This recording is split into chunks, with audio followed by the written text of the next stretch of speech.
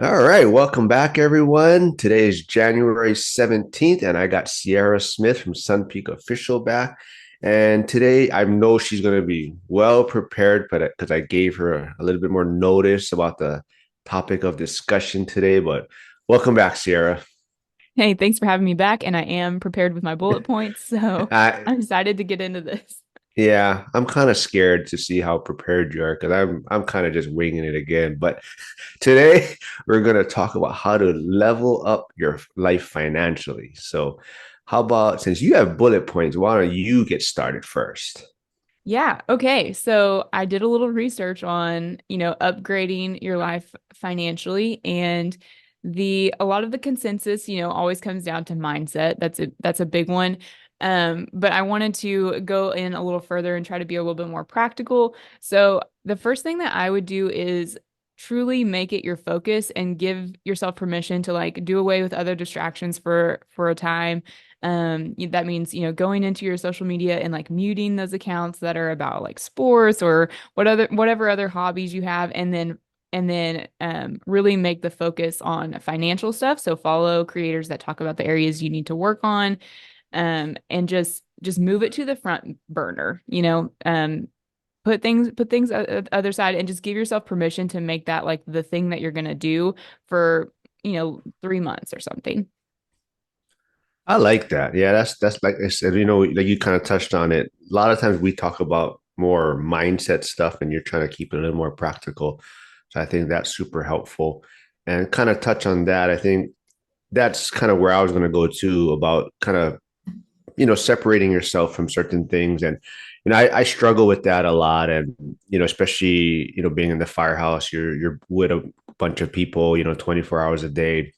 So a lot of times people are doing certain things together, and even on the off days guys are trying to hang out together and spend time together. And I think that's somewhat where I struggle a little bit, because sometimes you have to get good at saying no, right? And I think a lot of people on social media talk about that, is like you're saying, you just got to separate yourself sometimes and focus on what you're trying to do. And it's about getting good at saying no sometimes. And I think that's kind of what I'm working on and trying to get better at right now. Yeah, it's really hard to curate your circle and all of your interactions and obligations. And obviously, if you have a family, it gets even harder to say no to things because you have other things that you truly do have to take care of. So I think that, social media and just in your social circle and just that's what I'm saying, giving yourself that chunk of time makes it achievable, and you're not doing it forever, and that you will kind of return back to your stuff, but it gives you a chance to really focus on wherever it is that you're wanting to improve. Yeah, I think it always comes back to really knowing yourself though. And I know for me, what's challenging for me is I'm the kind of person I'll be like, oh, okay, I'll go for a little while. And it'll be like I'll stay an hour, and then I just I'll be there for a couple hours, or 5 hours now. And then it's just like my whole day is gone. And what I was planning to get done that day, is pushed back to the next day. And I think that for me, knowing myself, that's sometimes why I just try to avoid it as much as possible, just from a standpoint that I know that if I do go or participate, then it's as much as I say I'm only going to go for a short time, it's not going to end up that way. Yeah. Yeah, I'm that way too. I'm definitely a lingerer and I like those relationships though, so it's kind of you want to feed it into them when you have the opportunity. But yeah, if you're serious about wanting to make improvements, you gotta learn to say no, like you're saying, and it's hard. Yeah. So what is your next bullet point you have for us? So, next up, I would say charge for something that you would do for free. And this is kind of along those same lines that, is like monetize your hobby or start a side hustle. But think about something maybe that you're already doing or offering for free that you can charge for. I like that. Yeah. What are you charging for now? What other things are you charging for? So I charge a little bit for like creating some graphic design stuff, which normally I would, help people with, just generally speaking, but uh a lot of times, like in different groups, there'll be someone who had a logo done from someone else, and they'll just be like, I need the background removed off of this. And so I might take it in, or I might swap out a color for them or something like that. Something that it I would normally do for free just to build a client relationship. And I started charging for stuff like that, just a nominal fee to do it and deliver it very quickly. So that's something I've started doing. I've probably been doing that for a little over a year now, but it's just very simple edits that normally I would have just done. But yeah, Hmm. I think I would add a little twist to that. So for me, like I'm trying to help a lot of people get started, in real estate, investing remotely out of state. And I don't, I'm not charging a fee or I'm not asking for anything. I think I'm looking at it more from like on the back end. Me helping these yeah. people is just helping me build my brand. And also I'm trying to build something like in Pittsburgh, let's say, where I invest and these people that I'm helping get started, it's more about us building a bigger community and building a bigger kind of hui where, you know, we're kind of a bigger entity there. So whatever service that we're getting, maybe we're all going to get some sort of discount or different rate or, so that's the way I'm looking at it. So I'm not like charging people to help them, but I'm looking at it as the more people that I can get investing in Pittsburgh is just going to help all of us. Yeah, and that I mean that definitely pays off in a different way for sure. But you could even set up like a tip jar, right? Where if people did get help from you, like they had the option to get to pay you, where you're not necessarily charging for it, but they have an option to like give you a little kickback. Yeah, but then I feel obligated to respond to them sometimes. No, but I hear what you're saying. But yeah, Yeah. but part of it is too. I just enjoy the relationship, and maybe my fee is them, subscribing to my YouTube channel or commenting or just kind of trying to help me build that side. So it's maybe Absolutely. it's not a monetary fee, but some sort of fee where just all I ask is just subscribe, like, and kind of help me build this thing. So. Yeah, I mean, absolutely. That's a great way to look at it.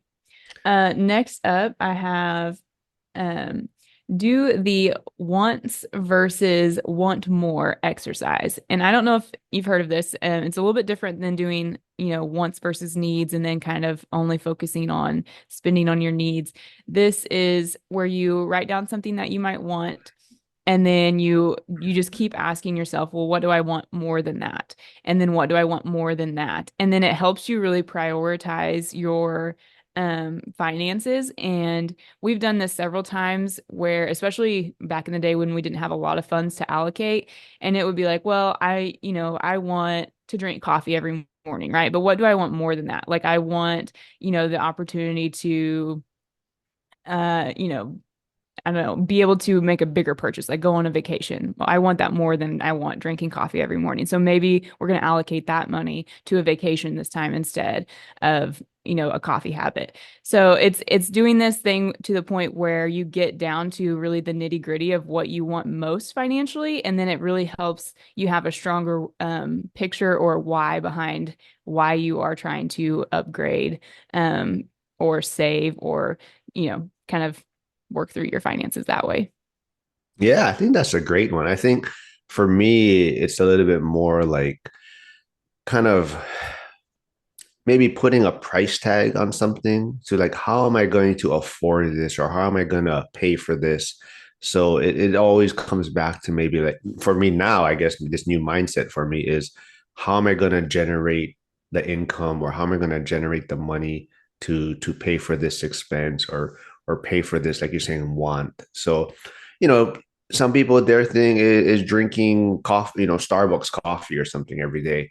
And now, you can put, this is my budget for it, monthly, but how am I going to afford it? Like what, like you're saying, maybe like a side hustle or something. How is it going to pay for this, Starbucks coffee that I want to drink every day? So instead of maybe eliminating it, now you're just going to figure out a way on how you're going to generate more income or so I think that's the new mindset for me is more like, okay, I want this certain thing.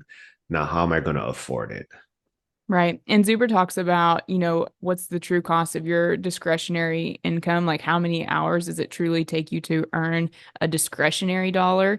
And so thinking about that too is, what's your time cost for that thing that you want? And what's a way to cover it without having to spend your hours. Yeah. Okay, let's Oh, see. well, before you move on, I kind of, you're talking about the cost and whatnot. And I think that kind of leads to one of mine as far as like spending money to make money a little bit, like as far as like leveraging technology or using certain apps, maybe it's for time management. So that balance of some people are trying to cut back on so many expenses and limit spending, but yet now they might be spending extra time on certain activities or projects because they didn't spend the money on a certain app or something that might accelerate how long it takes them, speeds up the process for them. Yeah, and I think we did a video on that once, didn't we, about pay to play, essentially, Yeah. where how much does it cost to have some skin in the game and then actually, help that build your momentum, and how do you decide when to when to invest in yourself and when, just do it yourself so that you're not costing and having another expense item. So it is kind of a tricky balance, I think, too. And like you're saying, with the different tools and things that are out there, it can add up really fast if you start to try to outsource everything. And but then your output, should hopefully increase with that too. So it's kind of a thing that you have to balance. Yeah. So what was your next point before I interrupted you? So I would suggest um maybe trying to do a no spend for a month. I know a lot of people do that in January, where they, only pay their bills and get groceries, and it's just kind of to reset their habit of, buying a $20 impulse item here and thinking that they need other things, and it just helps you have a more awareness over your spending habits. Ooh, yeah. That would be a tough one, I think, for me. Yeah, it's hard. Yeah. The times that we have done it, and we even did it once for 90 days. And 90 days. yeah, it was eye-opening. But I would just keep a list of all of the things that came up that I wanted to buy. And so at the end of the time, if there was still something after that month had passed that I still felt like we needed, then I went ahead and bought it. But it was amazing how many things on that list I either, kind of got over or didn't want anymore. Um, and or found another way to solve, whatever that thing was going to do for me. So yeah, it's an interesting practice, but I think it's again another practical thing you can do to really try to work on your finances. Yeah. Man, I think, for you, I think getting, your spouse, your husband on board is that's super important too. I can see where couples that have different visions, that's the challenge on trying to, like you say, no spend, for 90 days, right? I mean, that's something difficult. And it's hard if you were just doing it by yourself. I can see where there'd be a lot of maybe discussions, or I don't know if arguments would be the right way to put it, but I can see where it gets, kind of tricky. Yeah. It's definitely easier to do as a solo venture, I would think. But yeah, we have done it together, and a lot of these things were definitely in seasons of life when money was tight and we needed to do something to kind of get ahead. So I'm definitely speaking to uh that time period of my life. Well, before just, coming to the top of my head now, touching on this, I think, picking the right mate, or, that would actually really, like, just touch on it now, that really help you level up financially, right? I think that's something, I probably made these mistakes. It's not something you really maybe discuss ahead of time, or think about, but having another person on the same page, same vision, same goals is super helpful, and it does make the process a lot easier, and it probably does accelerate or make it easier to level up financially. Yeah, I don't think I've come across anyone online so far who hasn't given some credit to their partner being on board with things as to being like one of the best decisions that they made financially. So I Or think that's worse a big one. decision. Yeah, that's true. Exactly. Yeah. Do you have any more for us today? My last one would just be if you're, if you feel like you're in a point where you're trying to upgrade your life financially, then you might need to downgrade your lifestyle financially. So you might want to think about, if you have a super nice car and a really nice car payment, maybe it is time to just downgrade that vehicle to something that's paid off for the time being, or I can't you can't really say downsize your house anymore. It's very hard to get anything cheaper than where you already live, typically by the time you pay for moving costs and stuff like that. But some people could probably move into an apartment or something if they needed to really save. But yeah, that's kind of my thoughts on that. Well, I actually, so now I kind of want to lump that into kind of with education and learning how to invest. So for me, I think that's a big change for me was just trying to educate myself and realizing that you have to learn how to invest, whether it's real estate, stocks, even just, investing in a business or starting a business. But like you kind of touched on, you know, downgrading. And so many people I see, and I made this mistake, right? Home ownership has a lot of benefit. It has a lot of wealth building benefits to it, but a lot of times it's a fixed cost, which is good, but sometimes it's also a hindrance because maybe you get locked into this big expense.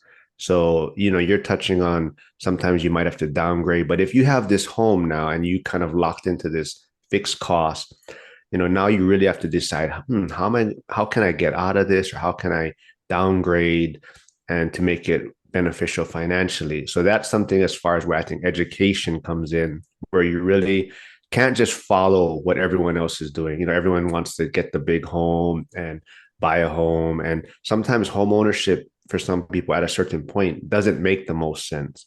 And I think you just really have to educate yourself on what's the best way to go about it. And, you don't maybe need that dream home from the beginning, right? You want to just get started, get your foot in the door, but also realize that that fixed cost, maybe make sure that it's manageable for you to have different options. Yeah. And think about ways to lower that, or like with house hacking or renting a room. There's a lot of different ways to make it more manageable, and just have that in mind when you're considering your options. Yeah. So I think, yeah, for me, education is probably going to be my number one thing, though, is just really realizing that you got to educate yourself. And that's something that I really didn't do after I graduated college. It was kind of just, I'm just coasting along. I did my whatever, 15, 16 years of school or whatever it is. And kind of, I'm done. And yeah, that's not the right way to do it. Yeah, and you don't know what you don't know, right? And once you kind of get into the world, that you really start to realize how many things you didn't understand. And it'll open your eyes, and you'll start to learn a lot about different strategies, different options. I mean, there's a lot out there to learn. So I agree. Educating yourself on just investing and finances in general, how to manage them, different strategies. There's so much out there. Yeah. And a lot of people and putting money into your retirement accounts is better than nothing.